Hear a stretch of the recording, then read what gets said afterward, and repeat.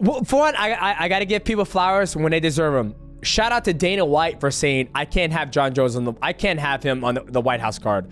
It's too much of liability, and I respect the fact. Hopefully, he can hold his word. His retirement campaign, whatever you want to call that last chapter, the effect it had was to demoralize the fan base. And now he thinks he can come out there and be like, I'm back in the gym. Bye.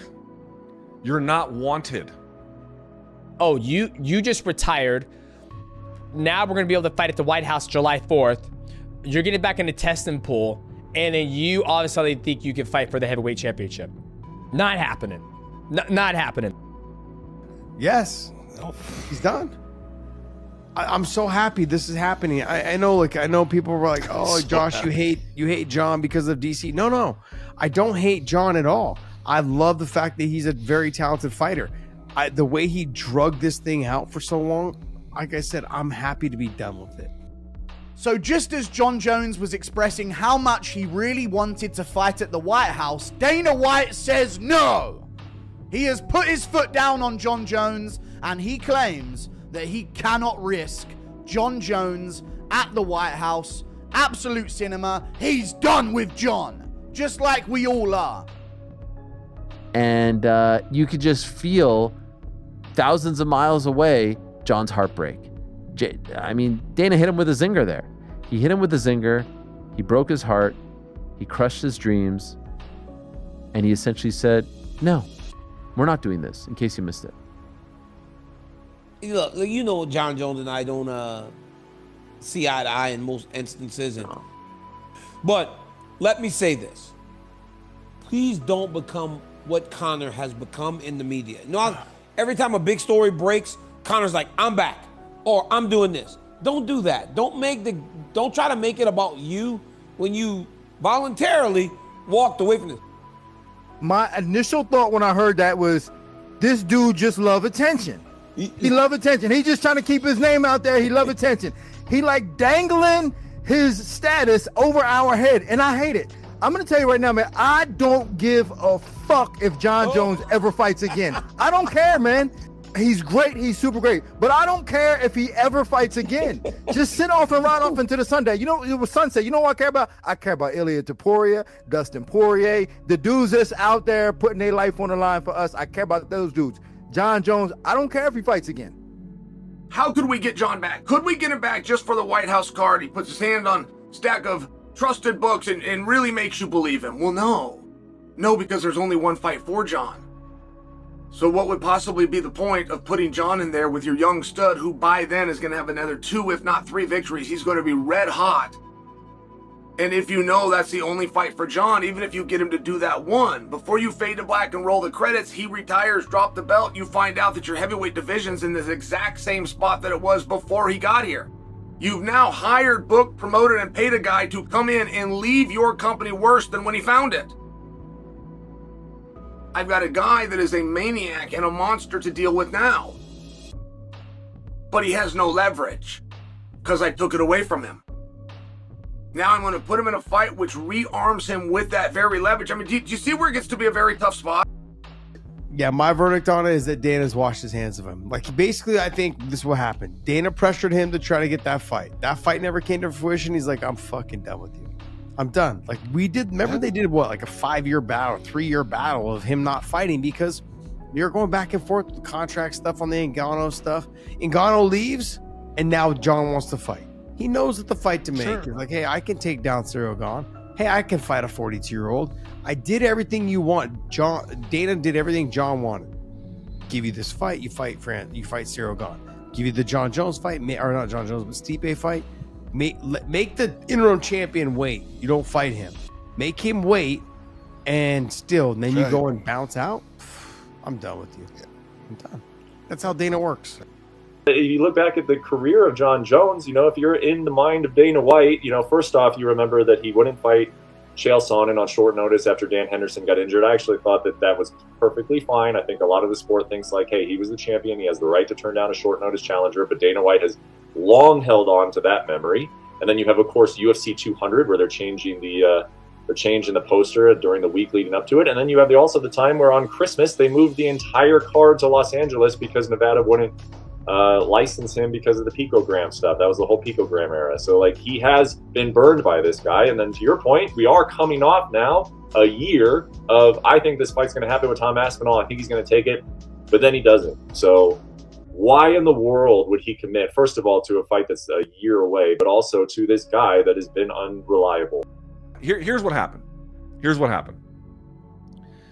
He had this incredibly ignoble retirement where it just all of a sudden falls apart on one day. And then in Baku, Azerbaijan, Dana White's like, yeah, he's done. This guy's a champion now. And the collective response out of the sport was, finally, we're rid of this zero. Thank you, Jesus. That was the collective response. And I think he thought upon his retirement, he'd be received as some kind of hero. And then he looked around and was like, oh, right. That's not what happened. Also, I think he's just a naked opportunist. He probably didn't even want the title anymore. He wanted it for money, but now that it's gone, he's like pretending he's got like all these options now and he's more interested and he wants to compete on the White House lawn. By the way, like to me, the funniest shit on earth is they do this like, oh, we're going to go to the White House. And like, it was a bat signal to like the most odious people in the sport. Like, I want to be there. Like, what does that tell you? It's insane that McGregor and Jones are the two that we're like, who's going to headline? That's the two people that the UFC have got to rely on here. McGregor or Jones. So there best be some other star coming up soon. I don't know. They can do something, though, with Holloway, with Gaethje, with Ilya, with Makhachev. They could figure out something for the White House card. I am sure of it. The White House card has to be with guys that you can count on. Has to be with guys that aren't going to embarrass the company. And unfortunately, he's done that. UFC 200, he did that. He's in the midst of something right now. They're going to put a guy who's in the midst of this thing right now on the White House card? Someone who's currently involved in something with the law, you're going to put him on the White House card? Are you kidding? Come on. No way. So kudos to Dana White for saying that. That was the right thing to say. We're giving athletes too much power to say what they're going to fucking do. And I'm not saying, you know, I saw Jon Jones's post today. Here's what he says. I heard the comments made last night press conference. While I was a little disappointed, I'm still in the UFC drug testing pool, staying sharp and continuing to train like a professional. I'll be ready for whatever comes next. In recent interviews, I shared the opportunity to fight at the White House gave me something deeper to fight for, and why that goes beyond paychecks or belts. Fighting for my country gives me greater purpose. The silver lining is all this knowing the fans see my heart, they see I'm ready and willing to take on anyone to represent my country on a historic stage. For me, it's never been just about the opponents.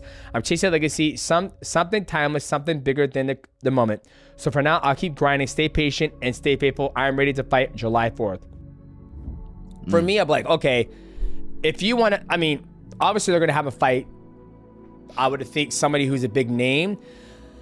But I feel like there's a little bit of a entitlement in that statement. He's just gonna do bullshit. Like, what do you think he's gonna do if he comes back? More bullshit games. The same shit he's been doing. Now, maybe not with the same amount of layoffs or whatever, but like, you know, he's gonna cherry pick his way through. He's going to troll and annoy his way through. Who is asking for more of this? Guys, turn the page on this fucking guy. You know, I felt about him. I can't risk putting him in big positions in a big spot and have something go wrong. Fair enough. Yeah, especially the White House card. Dana White's done with Jon Jones, dude. And you want to know why? Jones humiliated him for years. And Dana thought that Jones, after all of this, was actually going to fight Tom Aspinall, and that all of the humiliation would pay off in the end, and it didn't. Tom Aspinall is the future of the sport, and they want to build the future of the sport and get that going as quickly as possible. And if they need to run over Jon Jones in order to do it, that's what they're going to try to do. What this sport needs, it needs that fresh new crop of fighters to come in. You need a new crop. And as long as Jon tries to stick around, new crop can't come in. We can't see what the new crop does. Like, you got to move on. And that's, I think, what's holding this sport back right now. We're in that limbo right now. And I think Jon's one of those guys holding it up. And all with all this court case stuff and everything else going on with him, Dana ain't taking no chances. No chances. Certainly it's not ideal for the combat sports leader to have their heavyweight championship not on the line, right? Yep. There was an extended delay for Stipe and Jon, but more annoying and frustrating than all of that, I would think, for promoter, for Aspinall, for the fans, Tom had to defend the interim belt, the silver medal, almost a fucking year ago. You know, I'm the undisputed heavyweight champion of the world. I'm ready to take on all comers, get this division moving again. Us guys have been waiting around too long. You know, the contenders are getting sick of it. Everybody's getting sick of it. Even the fans are getting sick of this stuff. So Jon's retired and it's time that we move on.